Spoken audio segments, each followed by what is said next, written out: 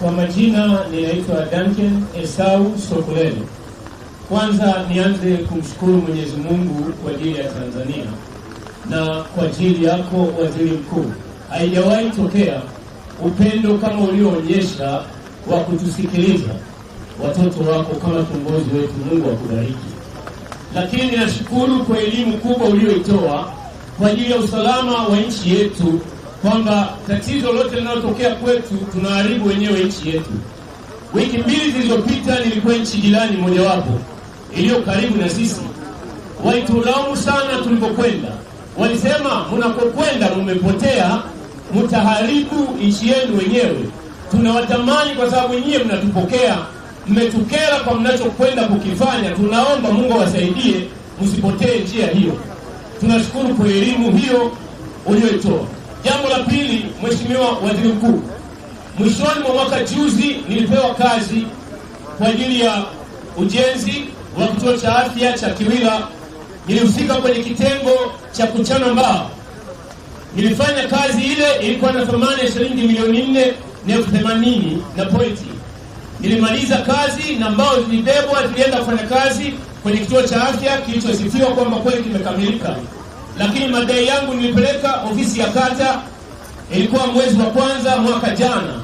Sijawahi pewa hata shilingi. Matokeo yake nikaambiwa nitalipwa milioni 2.4 na hela kidogo juu. Toka hapo sijawahi pewa fedha yoyote. Juzi nilienda kwa daktari mkuu wa wilaya, akasema swala lako ninalifahamu, na tunashukuru Mungu malengo ya kituo cha afya yanafanyika. Imekuwa ni Kiswahili hicho tu, ninaishi maisha magumu. Ile kazi ilihusisha zaidi ya watu 30 wananidai, nimeshindwa kuwalipa. Na hapa ninaposema nina shilingi 11,000 tu, ndio gharama ya maisha yangu, ndio akiba maisha yangu. Naomba msaada wako.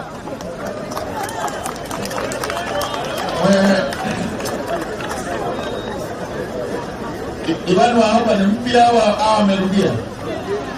Diwani wa hapa ni mpya au amerudia? Yule diwani wa zamani yuko wapi? Maana wewe ndio mpya umeapa tu juzi.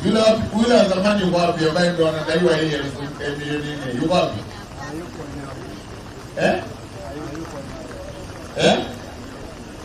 Alikuwa? Alafu naambiwa alikuwa chama kingine kile. Wewe mnaangalia. Sisi haya mzee wetu tunamshukuru sana. Sasa mkuu wa mkoa utafuatilia mkurugenzi, mkuu wa mkoa utafuatilia mkurugenzi wafanye sensa za madeni haya madogo ya watu wameshamaliza kazi zao ngazi hizi za halmashauri.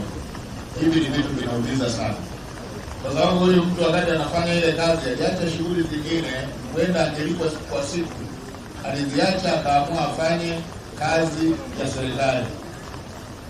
Aliamua afanye kazi ya serikali. Sasa ameshaifanya na ni mwaka juzi. Ni muda mrefu sana. Sasa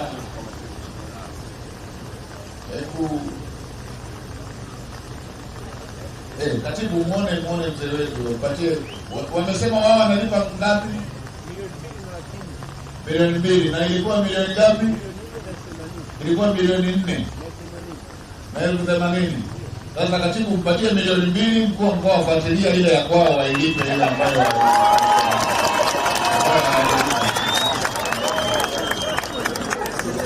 mkuu wa wilaya na mkuu wa mkoa fuatilieni. Mimi ile nyingine mnaobishana nayo mimi nimempatia milioni 2. Hiyo milioni 2 yenu ambayo mmesema hiyo ndio mko tayari kuilipa, basi imeshakaa sana. Ilipeni ilipeni. Asante sana.